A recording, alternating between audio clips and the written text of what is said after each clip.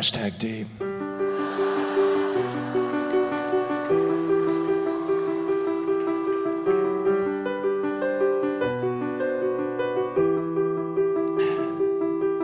Have you ever stopped to watch a bluebird drop from a tree and take to the air? Me neither.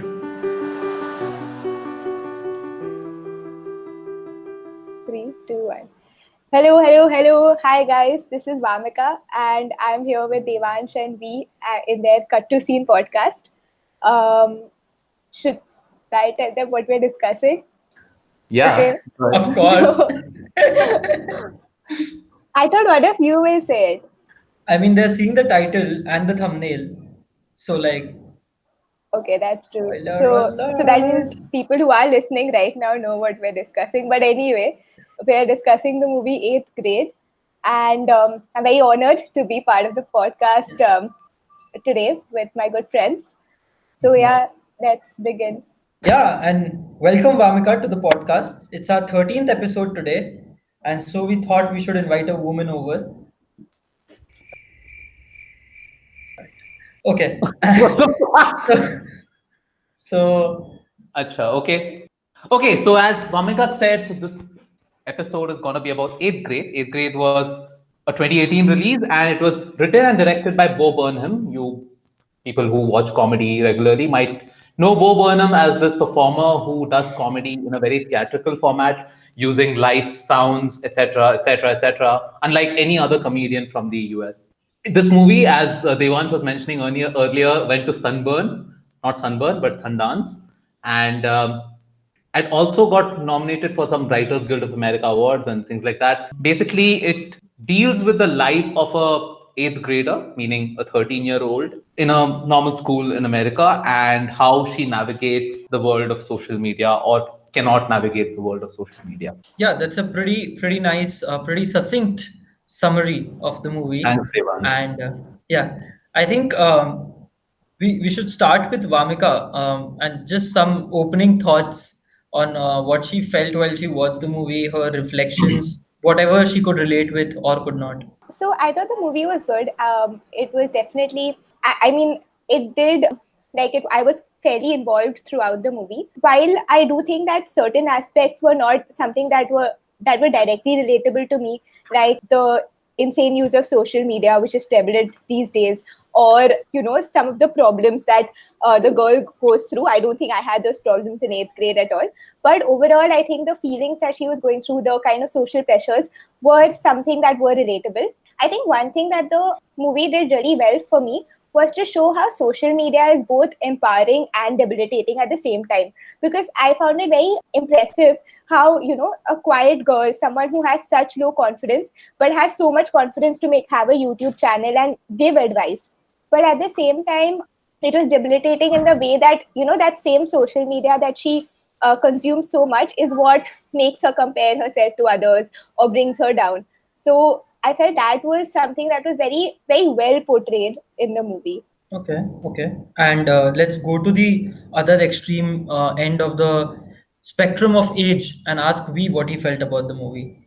So I felt that the movie. Okay, I had watched this movie when it came out, so that was basically 2 years ago, and I had heard a lot of hype about the film.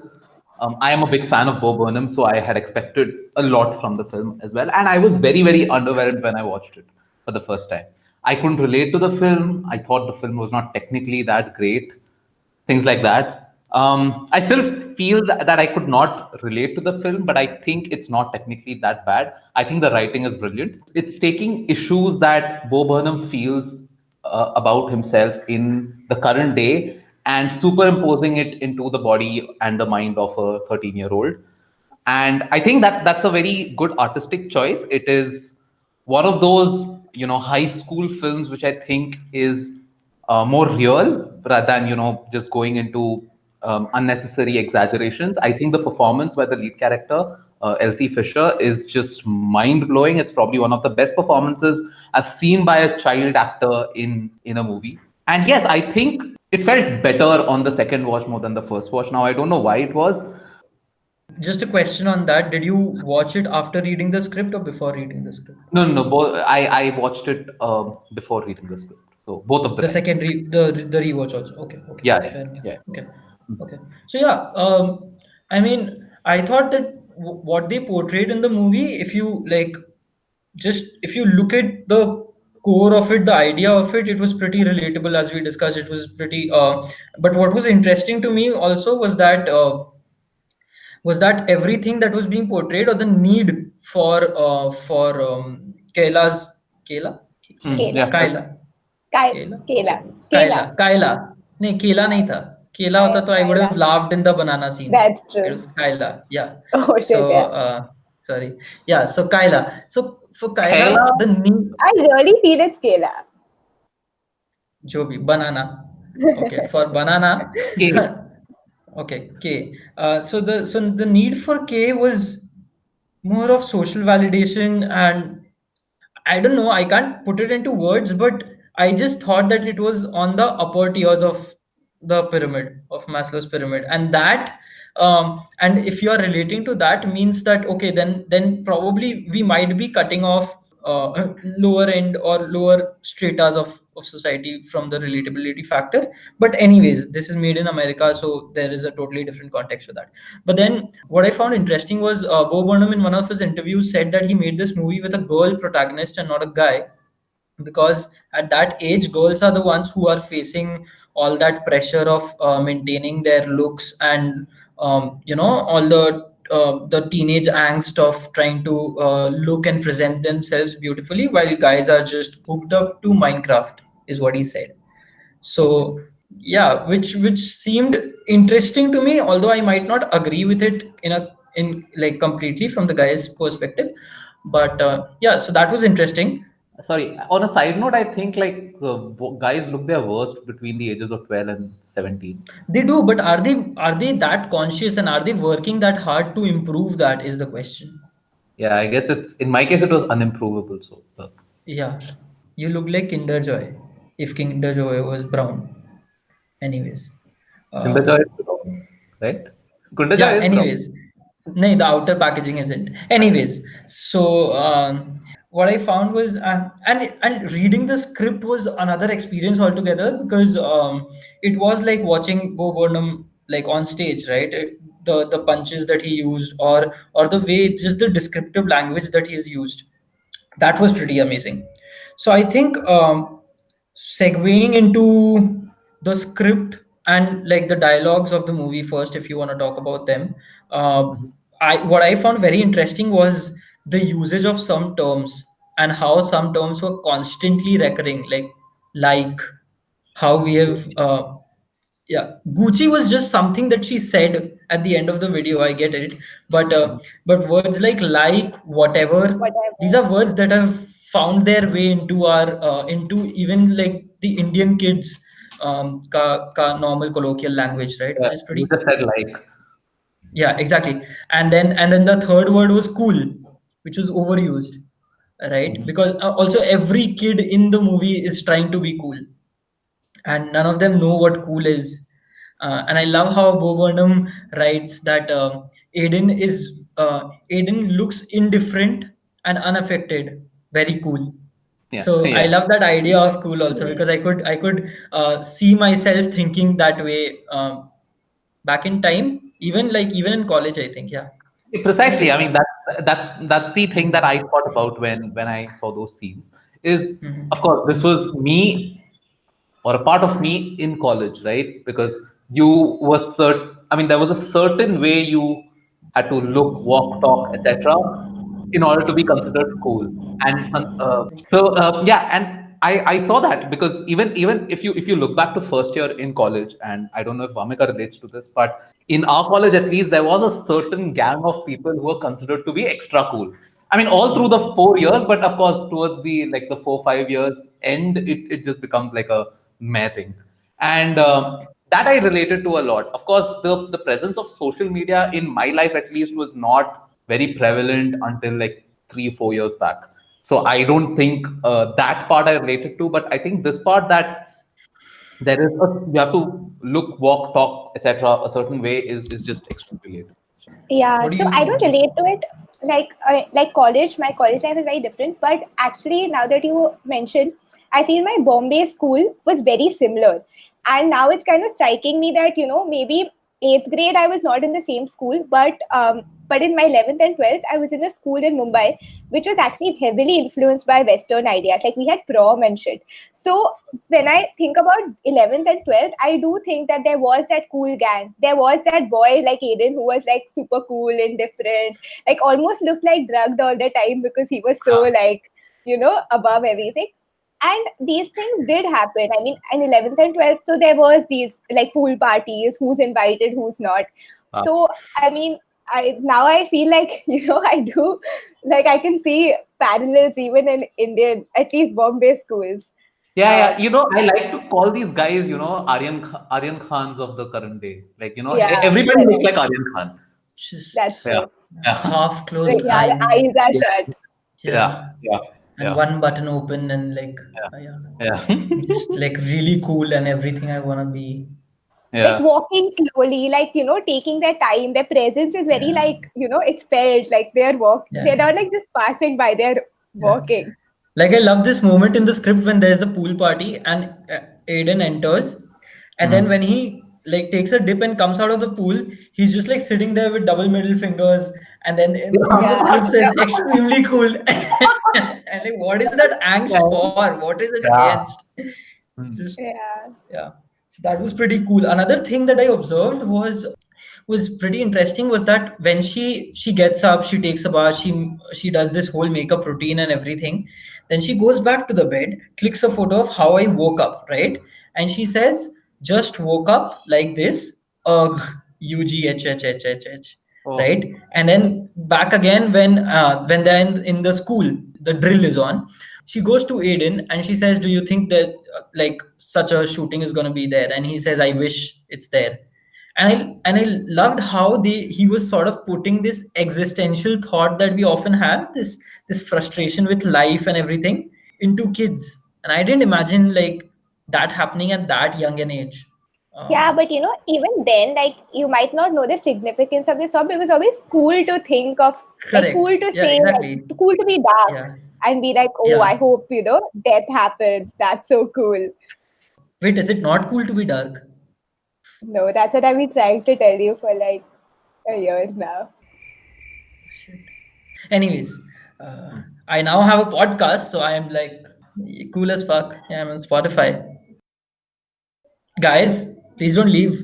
A few moments later. What the fuck? How am I supposed to speak like this? Sorry.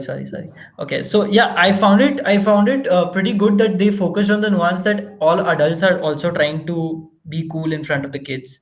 Like the headmaster dabs. He does this. He says it's gonna be lit. He's like all of them are trying real hard to relate with the kids, and that is something that we also see now, right? Even yeah. at our houses, probably. Yeah, yeah. Yeah, I don't even know what a dab is. Like, why does one dab? It's like after you do it's I think a video gaming thing. Like after you win it, I think it came from Fortnite or something, if No, I'm not wrong. no, नहीं Fortnite से वो आया था whatever Oh, floss. वो that floss. Dab comes from I think or yeah hip hop से आया early hip hop से आया शायद. Usually you use it like when you win or like you do something cool and Yeah. you're like, oh, I tried to do a dab for a photo and it didn't work out at all. yeah, we used to do it all the time. Okay. Anyway, go ahead, Devang. Yeah, and what do you think about the father-daughter relation that has been shown in the movie? How do you think that dynamic works for you? Oh, that I think I have seen. Like, matlab, the fact that, like the teenage kid does not give a fuck about what their parents say, that I've seen a lot. Yeah, also in my family. And, That is and it, just teenage rebel, right? yeah, teenage, yeah, rebelliousness, whatever that is Like called. I've seen that, but I've never seen the dad be so nice. Matlab, like if I was so rebellious, my parents would just like be like, shut up.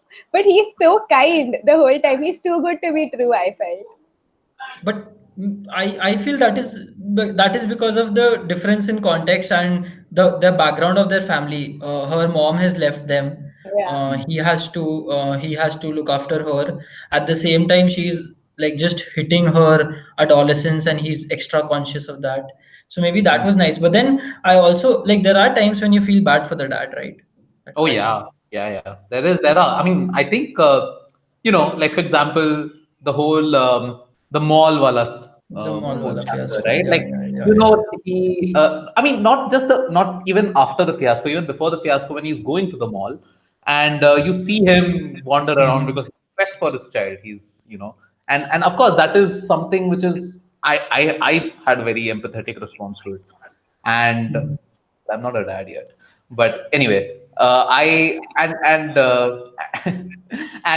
and of course after that the speech that he gives sitting near the fire, I guess that's also very relatable, right? I don't know if you guys agree.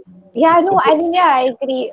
I agree. I mean, I did feel bad for him at some points. And like, I think that's exactly why I was like, why isn't he saying anything? Like, just set, like, what is this? Why is he? But I get it. I also felt that at one point in the movie where she tells him, I'm okay now, I'm all right. So I felt like there was context. Like, maybe she's had a anxiety or just a problematic phase earlier, which is why he's super cautious. Like, it was a recognized fact that she might slip into a breakdown, which is why maybe he was super cautious and kind all the time. Interesting part, yeah. Yeah, something that he explains. So early on, when Kennedy invites her, like is forced to invite her to her birthday, and they are having that conversation at the dinner table when she's not listening and she's listening to music and she's not listening to the dad. At that point, he says that, and she says Kennedy does not like me, and then he says that sometimes kids act as if they don't like you because they have their own thing going on. And I felt that was a very meta thing that he said, because it sort of also he was explaining the same thing to himself, that probably Mm. Kayla right now is acting that ways because she has her own thing going on and he's giving her that space. Yeah, which also initiates this conversation. Even the mall incident initiates this conversation around parents and space. Like, do you think like our parents or Indian parents understand that concept, or is that because like stuff like when she says, "Could you please knock and come in?" Hmm. Stuff like that. I don't think at 13 that would have been allowed. So I have definitely made this kind of request Yeah. as a 13-year-old, where I've been like, please give me privacy and just knock and come, this, that. But yeah, I mean, not to this extent. Was it obeyed though? No, Okay. Cool. but Indian not parents really. listening to the podcast, boundaries, please. No, I think, I mean, of course, this whole concept of personal space is absent in most of typical Indian society, especially in non-nuclear families. And I think there are pros and cons of it, of course. But I think, like, my parents have been, of course, very respecting of my personal space after I went to college. So I guess, yeah. Yeah, because you were then living in college. So Yeah, they were not in the No, physical no. space. But and you came back. even if I went back during the vacations or in the summers, uh, it was pretty nice, and I mean I never regretted going home.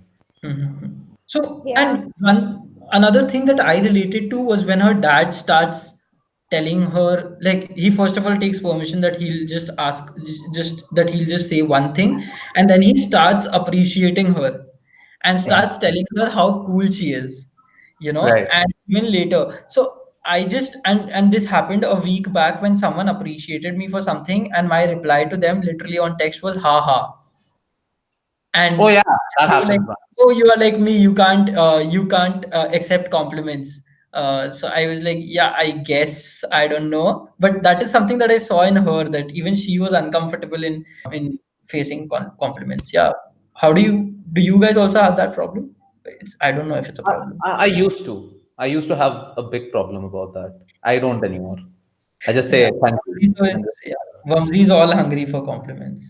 And like, yeah, I think it depends on the kind of thing. Like, some things which I know I deserve a compliment, I'm like, okay, that's cool, I accept it. But yeah, I think it really depends. I definitely, like, for my work related things, I do feel like, nahi, like, but that's a bit of like imposter syndrome Hmm. situation. But yeah, ऐसे तो, but I also felt like on that point, was she being like, haha, okay, because it's her dad. Like, I know, like, it's that thing, right? Yeah. Like, when your parents compliment you, that's their job. Versus when someone else compliments you, then that means Olivia something. also did that, right? Olivia was also complimenting Oh her. yeah, yeah.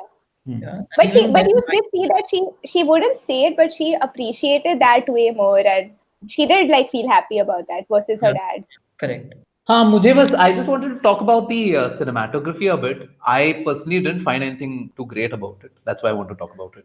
So, I mean, that is the only place that I felt that the film was really amateurish, because it felt like it was being done by the first time cinematographer slash director. Because, okay, let's just take one thing. Let's just take the slow motion shots, okay, which happen at very regular intervals. Okay. I mean, for example, one example of it is when Kayla actually goes to do that karaoke thing after the pool party, right? So, and it happens constantly across the film. I thought it was just too amateurish because it was just a very normal shot, and it is so slow motion shots are generally termed to be cool, right? In context of films, I thought the usage of it again and again and again throughout the film didn't show much of novelty, and sort of put forth a sense of noviceness about the film, which it's not a real complaint about the film. It just goes to show probably that the directors and the cinematographer are not too experienced. So that is one problem. Actually, not the problem. It's just one thing that could have been better about the film. The second thing which I really liked about the film is the way it uses music, and and the way and the music which is used as well. And in a general high school type film, you would expect music to be used which is really extremely pop, right? And not which has this elements of electronica in it. And I thought that was a really nice touch. And I was actually surprised that the music was not done by Bo Burnham.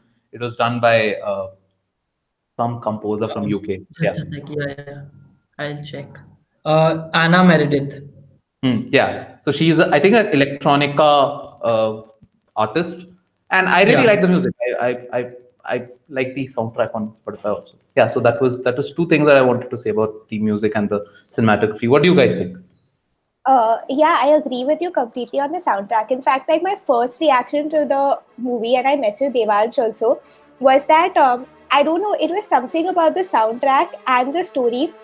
Like every time she was feeling anxious, the soundtrack was also something that Yeah. made me feel anxious. I'm not sure if I'm explaining it right, but like when she's walking somewhere and she's about to do something, then those beats where my Yeah. anxiety would also rise, and then like nothing would happen. And throughout the movie, I felt that, and like in my head, I thought the movie is going to have a huge conflict at some point. You know, where maybe someone will be horribly mean, her YouTube videos will get leaked. Like I had already made the story in my head, but none of that happened.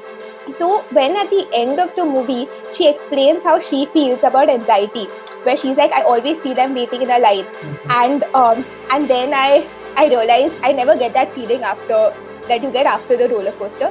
That is how I felt throughout the movie. Like throughout the movie, I felt I'm waiting for like something huge is going to happen, but that thing never happened. And at the same time, I never felt like, okay, I went through a huge roller coaster, I'm feeling good. So the way she described anxiety, I felt was how the movie progressed and how the soundtrack played like a huge role in it. Yeah, I actually like that comment of the whole movie being like some sort of anxious phase. I really like the usage of music in that one slow motion scene where the first time we see Aiden, the guy, the Yeah. fool, right? I mean, that's such a beautiful scene. He just comes in the soundtrack playing with just ruffling his hair and things like that, and then she has his mouth open, Yeah. and like, oh fuck, like, and I just fell in love with her acting at that point. It was just too real, for lack of a better word. Right. Well, talking about, of course, I agree with the music, and I agree the effects that it had was tremendous. And as we have highlighted before, I mean, the background score treatment of a scene can entirely change it. So for me, there was this scene where she throws the phone after her dad enters, and because she's so nervous, and then she goes and picks it up, and she's like, please no, please no, please no, and she looks at it, right? And the moment she turns the phone and looks at the screen, the background music at that time, the entire treatment of that scene is like a horror film. So because you are as scared as her, because you realize what she's going through, and because you understand the horrors of breaking your phone screen at a young age when you are dependent, again, a similar thing happens when she stares out of the window from the darkness of the hall to the extremely bright and vibrant poolside where Mm-hmm. kids are playing, right? And you have this entire tone that's playing out that generally plays out when a serial killer or a we have generally seen that sort of music and that sort of treatment being used for that. Your point about cinematography, there were points where I loved the cinematography in the sense that every time you see Kaila against, say, a backdrop, whether it's your school corridor, whether it's the exterior of the school, whether it's the exterior of Kennedy's house, the camera is always at a lower angle. Hmm. Mm-hmm. So sort of emphasizing or highlighting the fact that the place where she's entering is looming over her is a much larger personality than her, who's like a smaller part in the frame. So I felt that was pretty nice. Then if you notice, the first time when she's out of the school and when Kennedy's mom calls her and invites her to the party and everything, the car leaves. Now in the script, this involves a running scene where she runs to her house and it says she lies down in the lawn of her house like a flip turtle. But then they've cut this part and instead they have just given a very shaky handheld feel to the camera as we zoom in into her. And I felt even that was, as Vamika was mentioning, even those things were anxiety inducing. The fact that the camera wasn't very stable was pretty anxiety inducing. What I did find like appreciable was also the fact that, look, you doing something on your phone or you doing something on your screen isn't inherently cinematic. This could be, yeah. But given the topic that they were trying to address, and given that this topic can get overwhelming, because you have a YouTube account to look at, you have an Instagram account to check, you have Facebook, you have Twitter, Snapchat, all of that. So given the huge overwhelming amount of this and the screen time that you're doing, the way they overlap those scenes in that montage when we see her going through a lot of this, right? I feel that was brilliantly done because it was very important for us to get closer to the protagonist, to empathize with them in a true sense. So we'll have to understand what exactly is at stake and what is looming on her or where she's spending most of her time. Yeah, just on that point, those scenes now where they showed her what she searches and all, I thought that was very well researched because I don't know if you all caught it, but there was this one part where she's taking a quiz. Like it was one of those what Yeah, character yeah, are you? yeah. In fact, that BuzzFeed. whole sequence, I have done all that. Like I was like, yes, Yeah, I also take these quizzes, and these are yeah, not they're not very meaningful, but something about them you do it. Then you see some yeah. celebrity news. Then if somebody sends you something, you just spend maybe 5 minutes talking someone on Instagram. So that whole thing was very realistic. And the second time I thought was very realistic was when she calls Olivia, and she's pacing in her room. And I remember, like now I don't do it that much, but as a kid, if there was any nervous call, like whether it was to a crush or even to like an older person, teacher, whatever it was, I remember feeling that, you're rushing through like back and forth of your room and you're like going up, down. That was really nice. Yeah, even I could relate with that, to come to think of it.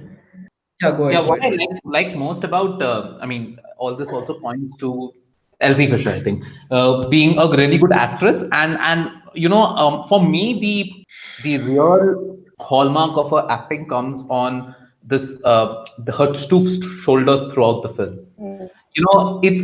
It's very tough for even adults to understand, adults who are doing theater, etc., to understand that a character cannot change in a scene unless he's required to change or she is required to change. And the fact that she carried that throughout the film while also managing to look that on her face with her expressions goes to say that it is a really good debut for Bo Burnham as a director, and also I guess she has a really nice future ahead. Yeah, to come to think of it, the way Bo Burnham has mentioned nuances in the script, he Mhm. writes, she bites her nails, bored, not nervous. And like an actor would lose their head on how to show this, that they're bored, not nervous while biting their nails, which is typically taken to be a sign of nervousness. So yeah, that was pretty interesting. The way, like at every point, wherever Aiden comes into the picture, she has to drop her jaw and she has to look starstruck. But then what I found most commendable about her was that, so one aspect where actors get really weirded out is when there is a conversation between other actors. Mm-hmm. Yeah, you have to listen, and you do not know what to do. You probably don't Mm-hmm. have a cue on what to do. But if you look at montages like when she's sitting with Olivia's friends and they are all talking, and she's giving these awkward yeses and nos and laughing and stuff like that, that I think was a really good filler, because then she got to, because it was also important because her character had to show that she was getting social at that point. Mm-hmm. Hmm. Right. So Right. that was pretty impressive to me, On that note, right? I mean, a tangential questions. Do you guys remember any child actor performance that really blew you off? Wonder. Wonder, Oh, I've not watched that film. Okay. yeah, I What about you, really Monica? liked that kid in Lion. I thought he was very cute Ah, and okay. very nice. Hmm. I mean, I, for Right? example, really liked in Chintu ka birthday the sister of Lakshmi, Chintu. Yeah, yeah, she's also mind blowing. Anyway, okay. yeah. I also, something that I really liked was their use of setting. So early on Mhm. in the movie, they have established that you are in the eighth grade, and within 1 week you're gonna move to high school, Hmm. right? And so we know that we are in America, we are in the American schooling system, and this is how things are gonna be. So yeah, so but let's hear it from Vamika first. How how has the American education system been, and how do you look back upon it? How did the film take you back to your old school days? I have been in the US for just 1 year in the fourth grade, and That's like 365 days more than us. So yeah, that's a lot. fair. No, yeah, I mean, I could like that. That was too young for all of this to happen. I remember just like there was, I like genuinely in fourth grade there was no Okay, sense. Chal, to be fair, okay, to give you a framework to discuss these points on, maybe what sort of, apart from the obvious differences, is there a difference between American schools or American students and Indian students? No, see, an obvious difference is that they get to wear whatever clothes they want, whereas we have That was uniforms. like my first point. Yeah, see, so that is obvious. But the fact that probably a 9-year-old or a 10-year-old in America can have something that is called a play date is something that can't be applied in the Indian context, right? Can be, but so I can't. I of course, matlab, the obvious differences are they are way more, I don't know, liberal compared to us. Like our teachers also, for example, yeah, my class teacher in fourth grade was this super cool woman. She had a tattoo and all, like on her lower back, and she used to wear like crop tops. You could see the tattoo, and she used to come in with like Starbucks, and she was like super cool. Like she was the like Cool. genuinely cool, like you wanted to be. Yeah, And cool. I think even in fourth grade, I think crushes and all, I think that was the first time I'd heard. Like my best friend in the fourth grade, she told me she has a crush on this guy who was in fifth or sixth grade. And I had no clue how to react to that. I was like, what? And then she was like, yeah, he's cute, this, that. And that was very accepted, I guess then. But there was definitely the school gang. Like, you know how in Mean Girls you have some girls who really like wearing pink and being so fourth grade maybe was too early, but you could see like in the other grades there were like these cliques of girls being a certain way, dressing in a very similar fashion. Another, like, and this is not relevant here, but I definitely saw a lot of race differences. Matlab, whites behave very differently compared to blacks, like girls, boys, everything. Asians stuck together and like really like, I mean, this is not relevant, but yeah, I mean, there was a lot of racial difference that I noticed. Yeah, I didn't know what a crush was till I think I was in sixth or seventh. So, Just V and his romantic illiteracy just appalls me, but it's okay. yeah, man. Yeah. Anyways, so but yeah, something that surprised me, like a couple of things that I could catch from this was one, like kids there can get away with a lot, but like with saying a lot of things to the teachers that we here in India can't. I Oh mean, yeah, they're, yeah, for sure. yeah, they're way more liberal in that sense. Second thing was that I loved how they portrayed it, almost like almost every kid looked like, while they were all of different shapes and sizes, quite literally, and that is something that makes me sneer. But but they were all very zombie-like in the sense that they captured that emotion that they were all hooked to their phones in a very nice way. Like if you look at the scene where the drill is on, right? Everyone is sitting under their desks, and literally everyone is looking at their phone screen. So that was very interesting. Wait, हमारे school में phone allowed था क्या? नहीं, हाँ ठीक है. मैं I तो don't 11 know. 12 में नहीं allowed था. We had to But sneak in it the in. US school, it was actually allowed. Matlab, but no one had phones at that time. But it was allowed. I think 2 3 people had phones. They would get it to school. Okay. And but what was more surprising to me was how normalized the idea of a school shooting was. Oh Yeah. yeah, and actually, I felt like the way when they were like, "Oh, it's just a drill," and that part where they're like, "A shooter will come this side. Where will you run?" And I Yeah, was like, "This is a bit scary. Like, how yeah. is this being treated so casually?" Culture Because differences. culture difference also, and also the fact that, I mean, it's a very scary thing to happen, like in, and Yeah, it was scarier in the script because the script just says she makes that awkward dialogue in front of Steph and Kennedy when she's handing out the letter, and then the script says we hear gunshots gunshots. in Yeah, the suddenly. hallway, and I'm like, are you crazy? How do you hear gunshots? That was pretty, like it just hit me in the face. Like I was like, okay, ouch. I Yeah, remember go we ahead. had the like I don't know we if this was there in Pune when like in your school, but when 26/11 had happened, they had a similar drill in my school after the terrorist attack. Ki if a Mhm. terrorist comes to your school, and I was scared. Like that was just like the scariest time I think of my life because the thought of a terrorist coming to your school, what do you do? And then they had a few sessions like a drill, like what will you do? And like I could remember a few of them were the same, like go under a desk, lock Mhm. the door with a teacher. Like the teacher should be inside and Mm. lock Yeah. the door. Okay. No, no, I think I remember these terrorist drills. We also used to have a lot of fire drills in our schools, which were also Yeah, similar. yeah. हाँ, वो Yeah. तो है. Hmm. Okay. Nice. Like, uh, just going back to the way he has written the script. I mean, when talking about the pool party, he writes it's a hormonal frenzy, a grape Ah. soda bacchanalia, and that is so descriptive. But Hmm. I like, of course, so it does not probably have a use because, like, he says stuff like, by the house, the sliding glass door opens and Kyla makes her non-entrance. Mhm. And I love that the sliding door actually jams as soon as Yeah. she tries to Yeah. enter. There's a Yeah, barrier to entry, a literal Yeah. yeah. barrier to entry. So yeah, that Right. was pretty nice. And then there's loud music going on inside, which you are hearing, and then as soon as she opens, the pop music outside comes in. Hmm. Yeah, so that was pretty interesting. Okay, anything else that you have to add till the pool scene that you observed or you might want to talk about? Not really. Okay.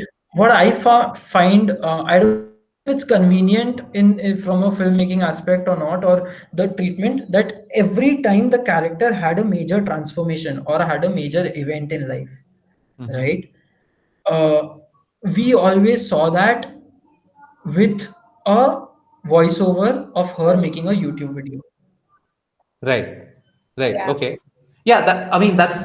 I think that's just a writing choice, right? I mean, the way you want to Yeah, the exposition of certain things. Um, yeah, I mean, now coming back to your point about whether she has a transformation at all, do you think she has a transformation at all, except in the end? Right? I mean, I don't think it's for me. It was more like a movie which um, is just like a description of events rather than like a thing which has a proper at least till the last 10 minutes of the film where जहाँ पे she decides to take badla types, not badla but like just tries to set things right, like goes and tells what's her name, Kennedy, that you didn't behave right with me, and then of course goes on a date with that other guy. So tab tak, sure, in the last 10 minutes there's something, but in general in the whole film there's no character transformation, right? She's the same person. I think, I mean, I don't think there's a transformation because the way I think of transformation, I mean, you were this and then the event happens and you become this Yeah. versus like a growth. Matlab, I Yeah. do see that there were moments where she was growing. She Mhm. was like putting herself out there, like she narrated. And by the end, like it justifies, like by the end, the person she becomes, like I can see that, okay, it took time. It was like we started discussing, right? That it was more realistic because of that. Even when she says when she apparently takes revenge on Kennedy, it was not like, she's looking at her in the face and shouting at her. She was still looking down, which made it more realistic. She wasn't like completely transformed into a super confident person. She made a point, looked down, and ran, walked fast after, which is why I agree. I don't think it was a transformation, but yeah, you do see a growth and maybe a difference in like perspective, especially because the time capsules, if you just look at those, you do see that she just started viewing life differently, like in that moment of time. Yeah, I mean, I somehow thought that we as an audience are getting the impression that something different is happening, but she is, in fundamentally, she is the same person that she was like 10 minutes ago in the script. Meaning, she still has the same insecurity. She's not over her insecurity. She's not even Yeah. trying to make an effort and things like that until the end when there's a narrative closure I given. think, yeah, I think that is very well addressed in the movie itself through a narration itself when she goes on about change. And she does Hmm. that when she's visiting, she's shadowing Olivia in high school, right? And she says that change is important and change is good and all of that, you should grow and everything. And then she says, since change is a good thing, that means that high schoolers are really good because, of Hmm. course, they have changed more than middle schoolers. And that is what I observed that was happening with her, Hmm. in the sense that if you look at it, she starts from being this very, very introverted sort of a person. And then she talks about how putting herself out there when she took that karaoke mic and sang was a huge thing for her. While the Hmm. other may not acknowledge it to be so. But that was a Right. huge thing for her. The first time she crawls up to Aiden to speak to him is a huge thing for her. So, But was it really? Because she is saying this as a facade, right? She's saying this. She's not herself when she's saying this. She's a facade of herself.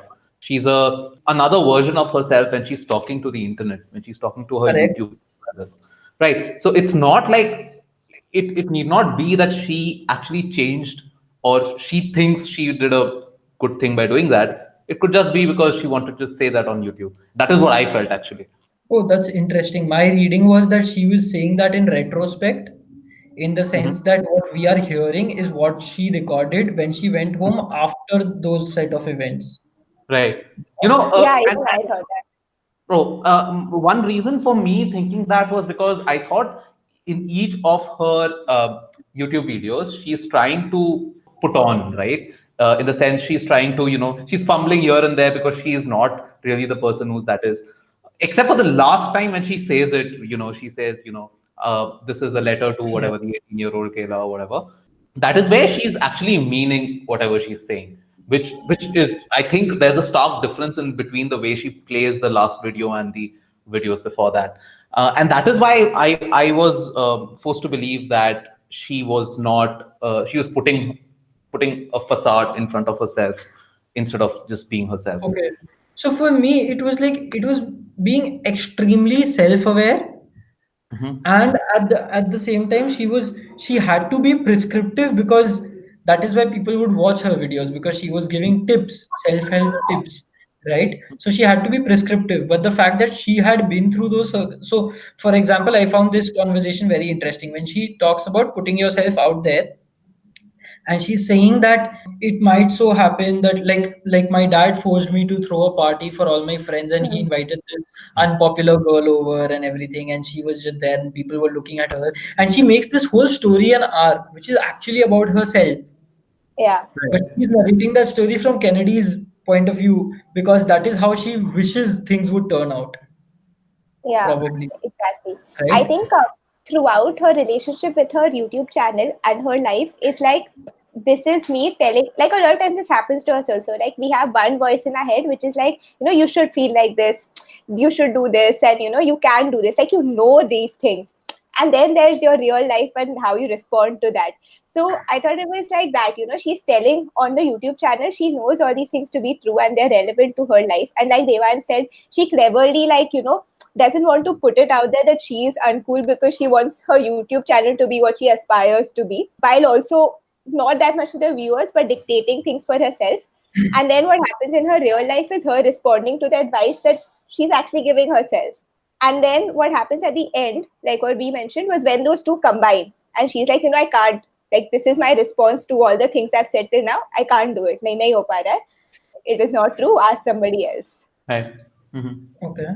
That is also another interesting thing that I want to talk about when her interaction with high school happens, and then we see a set of changes in the sense that we finally see a person who's actually recognizing and validating everything that Kayla is, right, and is calling Kayla cool, something that she has been living for and something that we see her yearning for. And it's pretty interesting the way she says that, oh really, can I call you at any time? Is that like, which should be pretty obvious to all of us, but I know I have felt that hesitation before calling someone, because I am like, okay, is that, am I crossing a boundary or not? I don't know, stuff like Mm. that. What do you think about that? How do you think that interaction played out for you? So of course, that was the thing that I related to most in the film, because I've sort of been in both positions, I would say, right? Because there are these moments when, like, once you achieve a certain level of maturity, you try to say, "Arey yaar, ye to kya bakchodi kuch bhi kar liya tha." I mean, if you want to be specific in Pilani, the whole thing of, when you come in first year, there's this whole pressure of, trying to join clubs, trying to join departments, trying to be mingle and talk like the cool group, talk in English sometimes for Yeah. certain groups, and that just seems so, पता नहीं, मतलब ऊपरी ऊपरी सा लगता है, मतलब काफी ऐसे, Surface level, yeah. yeah, काफी surface level चीज है, and of course that it is sad, because then you realize, I mean, for example, one of the biggest regrets that I have in my life, in my whole college life, was that I felt so underconfident in my first year that I didn't go out and join, let's say, things like whatever, the drama club or something like that, and that came into my life very late. And that is and when I look back and see the people who actually joined the drama club, I was like, यार ये लोग बस अपने आप को sell करना जानते थे at an earlier age, इसलिए वो लोग चले गए. It was not like, मतलब, they were like some super good people, etc. And the second thing, I sort of, and this is generally about the whole film. If you look at somebody who's right now in first year, I'm just impressed by the wide amount of knowledge that they have about certain things, which I still don't have. Like, for example, people who are, let's say 5, 6, 7 years younger than I am, let's say my siblings' generation, they know so much about, let's say, a certain music artist or a certain, director, etc., etc., much more than I ever could, because I had no access to the internet. And when I look at them, I only see the good things, because I see, "Arey yaar, ye log to kafi smart hai." But the fact that, they are also going through their own demons does not occur to me most of the times, and that is what I thought was this, whatever, Olivia's character's feeling towards the Kayla. I mean, I didn't think of it from Olivia's point of view as much. I thought of it from Kayla's point of view, and how, yeah, obviously, because I'm younger, fine. But I mean, I thought it was like an angel who has come into her life, right? And that you get that feeling a lot when you have friends who are older or seniors, where they kind of guide you and they understand you and they give you hope also that yes, we felt this and it'll all get better. And like, and it's cool also, yeah, at that time, if you have like friends who are like when you're in 8th and if you're friends with someone in 12th standard, that was considered pretty cool. So Yeah, I yeah. thought that was, that relationship was really interesting, and it brought hope also to the film. And I also thought that it was almost like, it wasn't friends probably, it was like a really cool mentor and mentee kind of relationship, but it was good. And my expectations of the film was kuch to gadbad hoga, like, something she's faking it, she doesn't actually like this kid, she's going to call her to the mall and not be there, but she was genuinely nice. And I thought Mm. that was cool, like that's true only, like, and now that you mention it, as a, like, when juniors talk to me, I do feel that kind of need to be more nurturing, or to be like, things will get better. Maternal. Yeah, I related that the whole relationship between Olivia and Kayla is very similar to relationship of Devansh and I.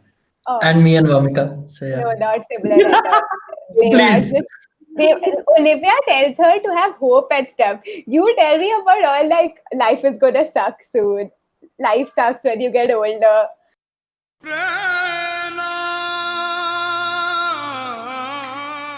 Anyways, moving on. So, and then we have the whole mall incident, which, okay, is discussed. We have discussed that, and But then what I don't get is, matlab, I get it, but what do you think exactly happened in the car? What happened in Kaila's head that caused her to do what she does after that? Because after that, if you look at it, she went into a crying fit, and at that point, and after like a couple of days after that, I think she decides that she's gonna burn her old time capsule, and she's gonna close her YouTube channel and all of that. So what exactly happened there? What do you think? So I was extremely uncomfortable in that scene. I thought it was, in fact, I had a thought that ये scene होना ही नहीं चाहिए था. It was something that was very uncomfortable, not just because she's young, but because of how realistically it was played out. Where like maybe he didn't have a malintention or whatever, but you start off with a game and casually you're like, okay, no, it's like stop being a spoiled sport. And what really stung me the most was the conversation after she says no, where he makes her feel so sorry and so little about Yeah, herself, amazing. and Yeah. tells her, and in fact makes her apologize and act as if he was doing some benevolent thing on her. And actually, like, I mean, when it comes to her reaction, right, I thought it was a very scarring incident. And I read this research paper a few weeks ago which talks about the impact that an inappropriate, not even an inappropriate, but an unwanted touch has on a person, and it was women, which like they literally like did a research on a lot of women, and what they found was what you might just maybe in a movie see as छुआ ही तो था, मतलब he I think touches her shoulder, whatever, but that is something that stays with them for years. Like, and I can also, like, I really related to that yes, this is something that does cause a lot of trauma. And like, it's not just a touch, if you know what I mean. It's the whole environment of it, to feel so unprotected, to feel so uncomfortable, that in that research it showed that women describe that exact position where they felt that touch. And the words that they use were, I hope that part of me was not there, like, can you like replace that skin, like, can you just, like, they felt like that part had become like a black mark on their body, like just that part, like just anyone touching that particular part would like bring back these memories. So I found that like very relevant here also. Like, yes, nothing happened, thankfully, like she didn't actually have to take her shirt off or do anything, but it was a very scarring thing to happen to a young girl. And like, it broke her, which I definitely like felt really definitely, like, obviously felt terrible about. And Mhm. especially because it was so realistic. It wasn't like a strange person comes and kidnaps you and something happens. It was something that happens very often. Mhm. Right, and just to add to what you said, I mean, I was also reading. I mean, over the past few months, I've been really interested in the whole sexual harassment prevention kind of guidelines, because academic institutions. I mean, I'm in an academic institution right now. In general, the ethics of whatever the workplace ethics or the institute ethics are not very well defined, especially in India. And it's very important to define it very well, because you don't know what, I mean, especially men have no idea what can be construed as sexual harassment and whatnot. And I mean, a lot of not papers, actually articles that I read were I mean, try to look at this from a more psychological perspective. And it's just that it's not just that moment, right? It's also the centuries of oppression that have been done by men on women, which activates certain whatever certain neurons in your brain, which triggers that whole thing. And I can only imagine how stressful or painful it might be to have a scar like that for your whole life. And so, and I completely agree with Vamika, the way it was portrayed to be such a realistic scene, right? And I hope they had like a child counselor on set. What that scene explained to me, or gave me a better view of, was what we talk about when any such case surfaces. We talk about power dynamics, and Correct. that scene really was a very apt illustration Mhm. of what power dynamics are and how they can affect you. When, I mean, even a couple of years back, my thought process around it would have been like, consent is simple, it's a yes or a no. And then if you are saying yes, then irrespective of everything, that means you agree to something, right? Mhm. But now when I look at it from this lens, and when I look at it, when I see there are other factors that are considered, people might say yes because there is a power dynamic involved, or people might say yes because there are other things that are going on. That makes it much more relevant and a very apt illustration. So that, Yeah. and then it also showed how early. So see, the thing about, I mean, I'm not explaining anything, but what I'm saying is, so sex is being sold to teenagers at such an early age, and there is a certain narcotization that is going on because you start What consuming it from dehydration? Narco. narcotization. Okay. Yeah, and you start consuming it from such an early age Hmm. that it starts slowly feeding into your system, right? And you have certain dopamine releases when certain things happen or certain stimuli happens. The movie also captures that in subtle tones, or in sometimes very blunt tones that are just laughed upon, maybe. So Hmm. for example, if you look at it, if you look at the pool scene, if you look at most of the other girls, like apart from Kayla, I mean, I just felt that, like, even Kennedy, she looked way more than her age. She was 13. She, the way she looked, the way she behaved, the way she dressed, everything. I felt it was sort of, not to obviously object or something, but I'm just saying that it was sort of, I felt it was sort of sexualized, and intentionally so, because they wanted to show it that way, right?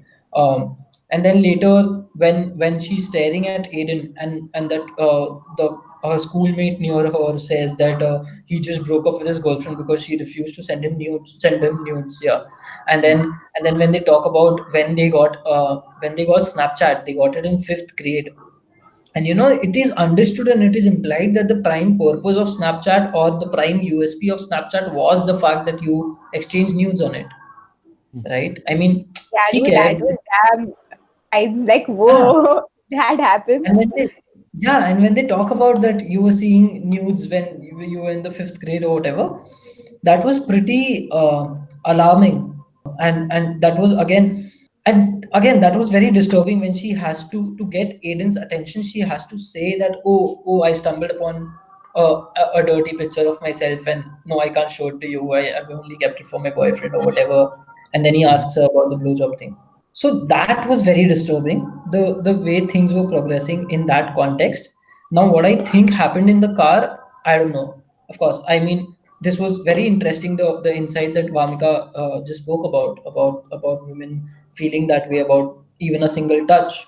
That was pretty interesting. But and then I feel that maybe she realized something like, ki, the thing that I've been looking for, the way I've been wanting to get out there, it has certain darker sides to it. There are darker shades to it. Because if you look at it, it is so, I mean, he says it so matter of factly. Okay, so now the first hookup that you'll have will be with a drunk asshole in some party. Hmm. And she's 14. Like, she'll be turning 14, Right. right? And think of it in that context just made me personally very uncomfortable. The fact that, I mean, they were mere kids at that point of time. Yeah, and it somehow also goes to. I mean, I don't know what the situation is like in America, but I mean, at least if you put this in an Indian context, it also goes to show how sexually uneducated the kids are, right? Because I don't know, like we had very minimal sex education in schools, right? And even if we had, it was mostly about ki matlab, none of it was like wearing condoms or things like that. It was mostly about kya matlab, there's It a wasn't penis. about recreational sex. It was Yeah, always about. exactly, and of course, and so if you also notice in the story, in the movie, in the like in one of the early scenes, there is actually a sex education video going on, and nobody's fucking paying attention to it, right? And and the thing that you talked about, power dynamics, right? It is the thing that you talked about, power dynamics, and I think that is one thing that even like adults like us are not aware of at all. Like I was not aware of it till whatever, like Me Too came about, right? And when the whole Aziz Ansari case popped up, and like that is one clear illustration of power dynamics at work, and how consent is only consent when it is continuous and enthusiastic. Yeah, I think that whole incident changed my perception of consent a lot. And I Yeah, think I that think it is something. Sorry, Monica. I think it is something that should actively be taught to children in a interesting way, in the way that they, sort of seep it into their lives. Yeah, Mamika, good. Yeah, I think just one point. I think what happened in the car now for her, like since you brought up power dynamics, I mean, there was so much at stake. Like she felt like, her relationship with Olivia, all of that is at stake. And these are things that, like, you wouldn't have, that if you just read the script, you would not have, like if someone just narrated this incident, you would be like, ha, pucha to tha, it was just a casual game. But Hmm. she was in a situation where, what if I say no, what will Olivia think of me? And I think that part where she says don't tell Olivia, was it just made that point so clear to me. Hmm. Where she tells him that please don't tell Olivia about this. I would have expected him to be like, okay, it's better you don't mention this to Olivia or whatever, to hide it. But he made her feel like, she needs to hide this from Olivia. And also that throughout the movie up until that point, she was actively seeking a boy's attention. She was like seeking something of that sort. But when it actually happens, she realizes that, like, that's a thing, right? You might want something, but when you're in that situation, if you're not ready, you're not ready. And so she might have felt so let down by herself that, like, this is what I wanted, and explicitly this is what I thought I needed. But when I was in that situation, that instinct did come up. I didn't just go for it. I was not ready. So I think all of those led to her like breakdown at that point. And all the points that you guys raised, right? I really wonder how, like, with the way things are evolving and how internet, sex, all of these are so prevalent and so easily accessible to kids. I don't know how they would educate on topics as important as this. Like, because at that age, how do you explain power dynamics? These are very evolved concepts. Like, how do you, like, that? In some ways, I think it's better only to abstain till you've reached the maturity to understand these concepts, because, like, otherwise, I mean, like, I have younger brothers who are like in the fifth and like sixth grade, and I'm like, inko kaise? They are too dumb to understand any of this in terms of like power dynamics, taking consent and stuff. So it's quite a challenge. I don't know how. Yeah, I agree. It's a big challenge, and that's exactly why it needs to be done. Because I mean, you Mm. see all these locker boy conversation, locker boy, bol raha hu, locker boys locker room conversations and all popping up. These are kids doing it, yaar. Matlab, these are like Yeah. 15, 16-year-olds doing it. It's not adults, evolved adults doing it. So I mean, if there is a target audience for it, it's them. I mean, I liked how the film addressed so many things in the different shades of in the different shades that it covered. But then I also like the comic relief that comes in the end with the date with Gabe. And although it was a more fun thing in the script, but even in the movie, with the guy's acting and his awkwardness with his hands and the broad gestures that he keeps doing and everything, just pointing vaguely at everything, is Yeah, amazing. Gabe was the Yeah, best. Gabe was a mood. yeah, Like, yeah, how yeah. he casually has his archery certificate on the table. Like, oh, it's yeah. just there. Sorry. It's just a stupid certificate. Yeah. So cute. I don't know. I was just constantly distracted by the 6 or 7 varieties of sauces that were kept. I don't know why, but like मेरा ध्यान उसी पे जा रहा था. I was like, छह sauce होता है? But yeah, it was a very fun Yeah. scene, and I guess it was a nice way to end the movie. Yeah, and him Yeah. being trying to like him trying to excuse me be chivalrous, and then in the script there's this whole magic routine that he does on heavy metal, and he's very Yeah, nervous Yeah. around it, and that is very nice. But what I loved more about this scene was that I think it was so Gabe was a comic character, right? Gabe was unaware of himself, or just was indulged in his world, right? Hmm. But he was made awkward in this, like he was hesitant and he was getting awkward, and that was Hmm. probably because what was comic to him was being indulged in. If you look at it, okay, what is comic about Gabe? The fact that he does these weird ass things and he pays attention to weird ass details that no one else would. Like he says there are 6 sauces and I love them all, and so there are 2 packets each. If you want something, you can take one more, and all of that, right? And then he'll have this stupid archery certificate somewhere on the table, and stuff like that. So he's so specific about the weirdest of things, and then Kayla is responding equally and like with equal enthusiasm to all those weird things, is what Yeah, makes Gabe get weirded out at a point. Like he's like, yeah. okay, now I need to perform because she is matching my this thing. So Like she's I felt enthusiastic, that, she's indulging him. That's what you're trying to say, right? yeah, she's indulging in that. Otherwise, people would just have ignored it, right? Had someone like Right. Kennedy been there, who's his cousin, by the way. So Huh. they would have just ignored him, right? So I think that dash of innocence and that dash of comic relief was really necessary to end the film on a happier or on a more optimistic note. I get really happy that she actually made another time capsule. I was really Yeah. Oh yeah. happy about that because when she says something like and that particular conversation that she has with her dad while she's burning it was extremely scarring and was extremely disturbing also that such a young kid would think something like that she makes her father sad Sad, yeah, and that's a really yeah. like deep thought to have it in eighth And grade. how casually she just says she's just burning her hopes and dreams, and Yeah. you see her dad's expression and you're like, oh god, what is this man? That was Yeah, priceless. बत्ती बड़ी हो गई types. Yeah. yeah. Not even that. It was And just like, then "Shit, what are you talking? You're just like 13." yeah. Right. Hey, do you And guys write time capsules to yourself? Like Me, to I am the no, flag bearer of all these like these sentimentalist things. I write like every year. So on New Year's I write one letter. On my birthday there's a letter to my future self. There was a letter pre-IM, post, like I do all these. even I started doing it like 3 years back. Like on my I birthday. really enjoy reading them later. Yeah. Devanshu should also start doing it. yeah, I think so. Yeah. I don't know if I have a Pure lot to tell my future self. pure like और कैसा है पहुंच गया जहाँ भी पहुंचना था आजकल क्या कर रहा है आईएएस वाईएएस कर रहा है क्या तू what the Yeah. fuck?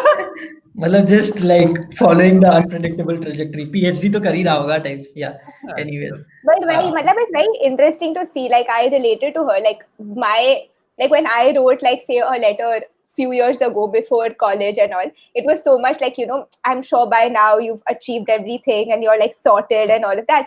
And now when I read it, yeah, sure. Matlab, the milestones I put down, I did achieve, but I'm not feeling the way like my young self thought I would feel. So it's very interesting to read that. And I related with her then also. When you read your old thing and you're like, what shit are you like? This is not how it turned out. And you do like in some ways you do feel like a little disappointed in the things that you didn't like achieve. So that's the she negative. cringes while she's watching those videos.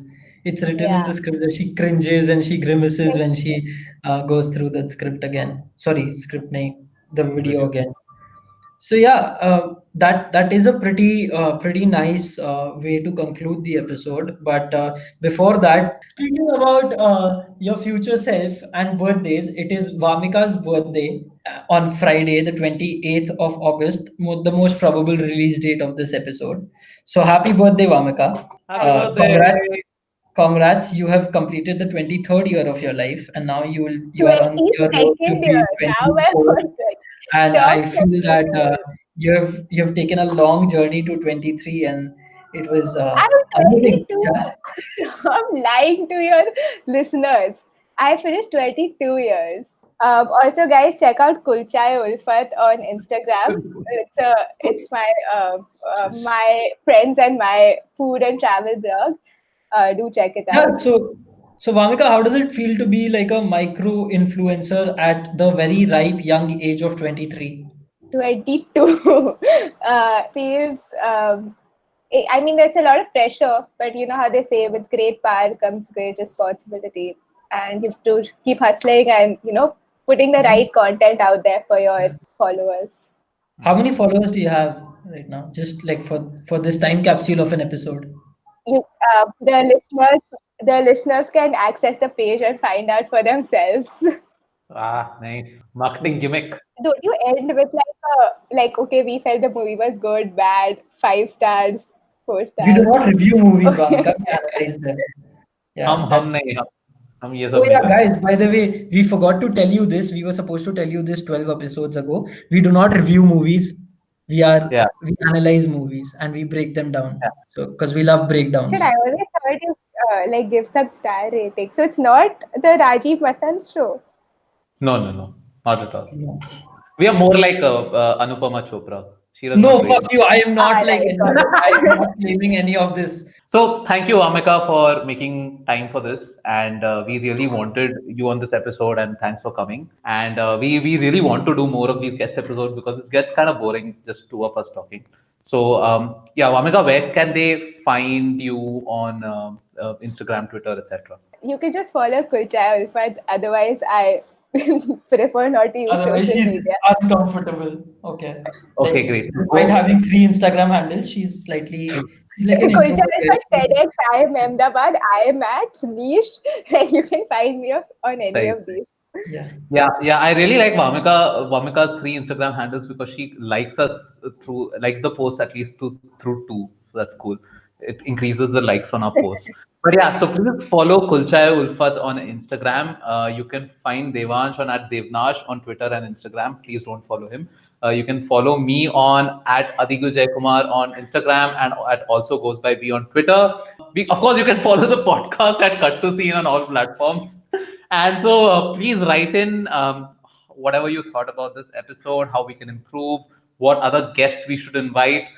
If you have any contacts of directors, actors, etc., please forward them to us Yeah. People because like we also Vamika, celebrities, filmmakers. Yeah. yeah. We want to do guest episodes with them as well. And yeah, I guess that's about it from our side. Yeah, if you want to feature yourself, you can do that. We just 2000 रुपए Paytm कर दो 9929018689 and yeah, we can have you over, and we always welcome new folk. Yeah. Sponsored content, basically. Okay.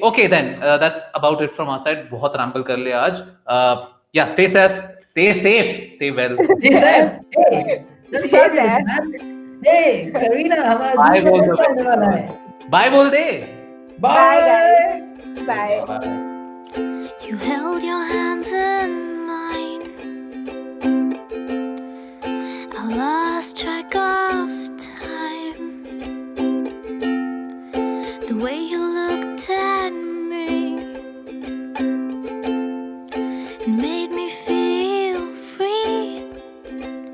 Your kiss is like a drug to me. Your kiss is like a drug to me. When we touch, it's everything.